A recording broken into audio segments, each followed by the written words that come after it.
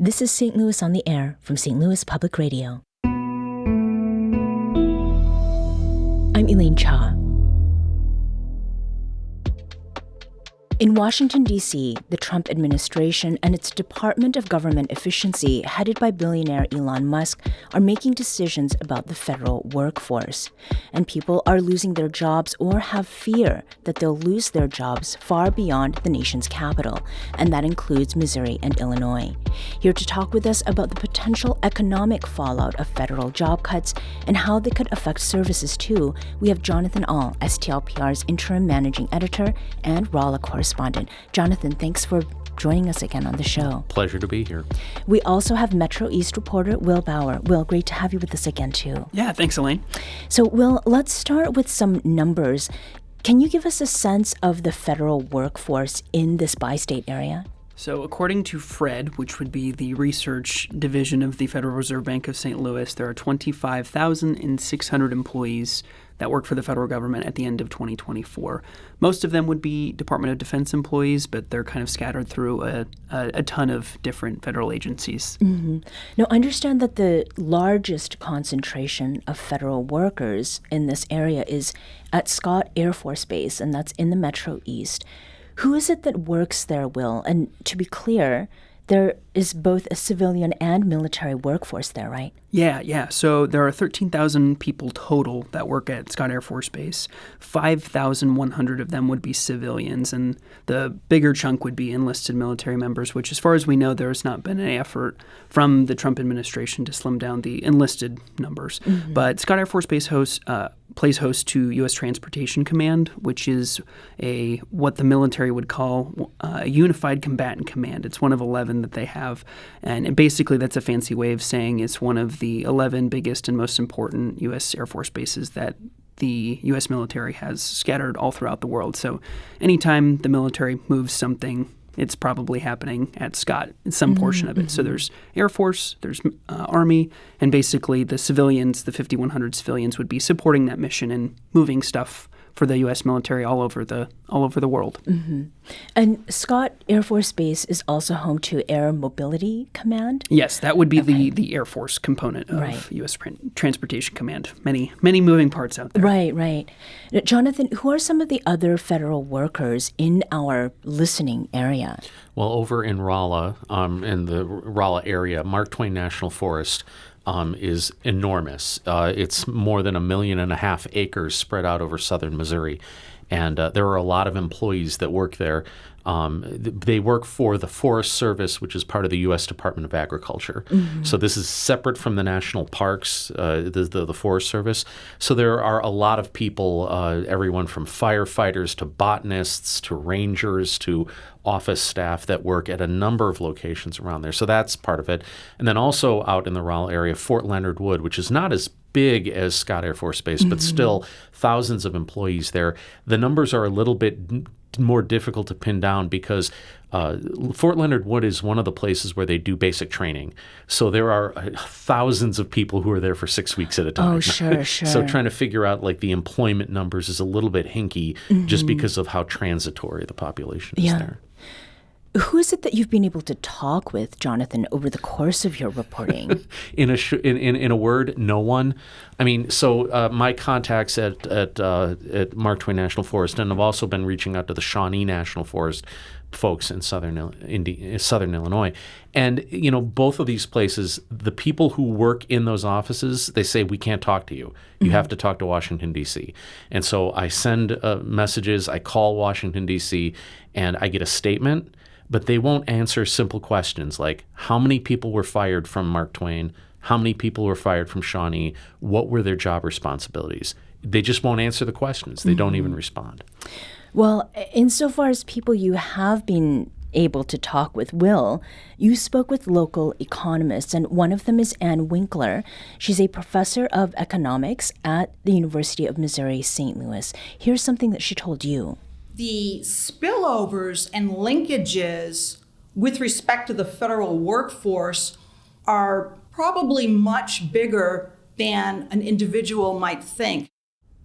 And in regard to St. Louis's beloved 630-foot tall and wide catenary, economist Ann Winkler said this. We're not Yosemite, but that arch is very important to our local economy.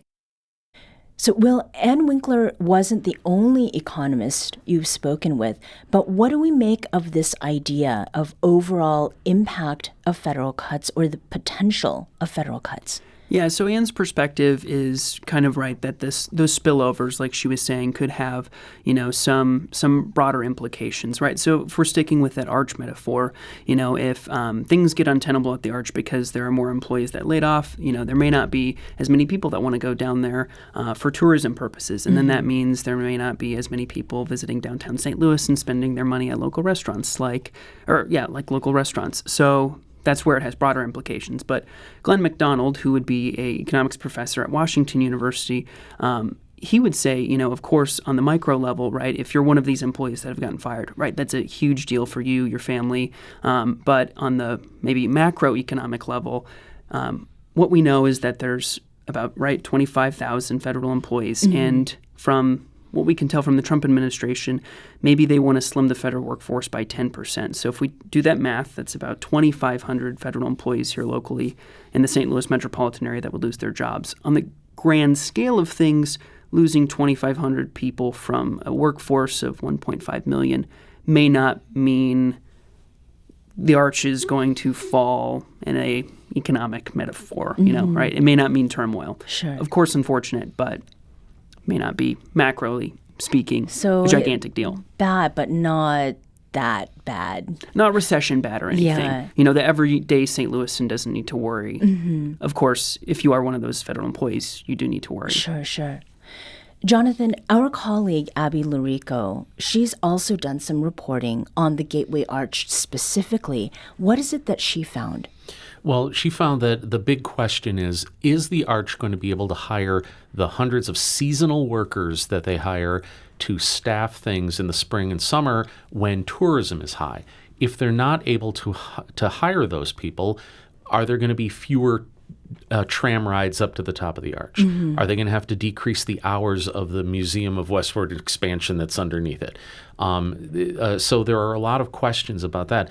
Abby also reported talking to someone who still works at the arch, at least for now, feeling that they're terrorized, that there's this dark cloud hanging over their head and they don't know whether they're going to have a job from one day to the next, and that a lot of that is at the whims of a president and his unelected appointed people who've been given unprecedented power to make these wide cuts without doing a lot of research or a lot of investigation of what these people actually do. Mm. That's got to be a difficult thing to do, to live with. Well, what about this dark cloud that Jonathan's just mentioned? I know that you have some family members who are civilian federal workers, right? Yeah. No, I think there is a lot of people that are just like, what in the world happens? No one really knows. And so maybe Jonathan actually spoke to Sam Mahaney, who's the Director of Policy and Armed Forces Research and Development Institute at Missouri S&T. He's also a retired two-star general at Scott Air Force Base. So from the military's perspective, he was saying, normally these, what we think of as really safe jobs, even though they're not enlisted, they're still civilians, but they're really safe jobs. Mm-hmm. And the fact that, they've gotten all these emails and there's kind of just this dark cloud of like, what in the world goes on? Like normally we count on this being a really safe employer unless there's base, relocation, which sometimes does happen. It happened at Scott Air Force Base in the 90s. But normally we think of them as safe employers. So the fact that maybe they're not is, just a strange perspective that a lot of federal employees haven't been put in that place before. Mm-hmm. Well, and the other thing that Sam mentioned is that in the armed forces, there's a very strict hierarchy of command and official notice when things come down. And so you have this whole sector of employees who are now dealing with rumors. They have to check social media or things online to find out if their area is getting targeted for cuts. Mm-hmm. And then they hear that, but then they have to wait for official word. And then the official word can be an email that you get on a Saturday that says you don't work here anymore. And they don't even know, like, on Monday, do I go in and get my stuff? Right. So it to say that it's chaotic is a wild understatement. Mm-hmm. And Jonathan, you had talked earlier about the national forest, mm-hmm. what is under, who is working out at the Shawnee National Forest as well as Mark Twain National Forest. And some of what we're talking about is going to be immediately observable. Like whatever falls under the metaphorical and literal shadow of the arch is one thing, but we're talking about something different with longer term consequences, right, with these national forests? Sure. Forest management isn't done day by day. It's done decade by decade. I mean, they work day to day, but it's done with an eye of what's happening, 10, 20 years down the road. And since we don't know what the people who have been terminated, what they did, were they in forest management, were they in wildlife habitat, we may not see the negative impacts of these staff reductions for 10, 20 years down the road. Mm-hmm. And while we're talking about what we do, what we don't know. I mean, it's hard to keep up with the Trump administration's proposals and how the courts are constraining those efforts. Jonathan, broadly speaking, I mean, what is the latest in the administration's efforts to drastically cut the federal workforce? Well, I mean, everything from now there's a list of federal buildings that are apparently going to go for sale, which is, again, a wild thing that's just never happened before. And we don't know where the people who work in these buildings, where they would be reassigned to, if reassigned to anywhere. Some of this space isn't just like office building, it's specialized lab locations. So, I mean, that is, and again, no notice of anything. It's just if you look at a list pops up online that says the federal government wants to sell these buildings. Mm-hmm. It is unprecedented. Yeah. And while we're talking about, this chaos, federal cuts not being a big deal to the overall local economy, which you heard from Professor McDonald at WashU, I mean, we should note that someone losing their job is 100% a big deal for them and for, the families that very, very well they're taking care of. What will each of you be looking for in the coming days, months, and the year? Will? That's a good question. I suppose to see if there are mass firings, right? We have not heard reports of those, but are there mass firings? Where do those people go who are working in those buildings where the leases have been terminated, or the federal government has indicated they want to sell those buildings? Yeah, there's probably just like a million questions.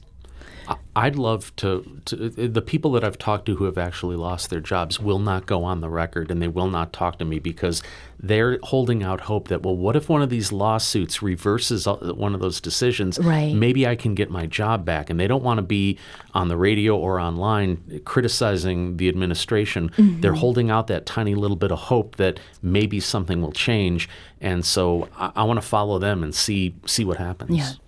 Jonathan Ahl is STLPR's interim managing editor and Rolla correspondent, and Will Bauer is the Metro East reporter at St. Louis Public Radio. Thank you both for joining us today. You're welcome.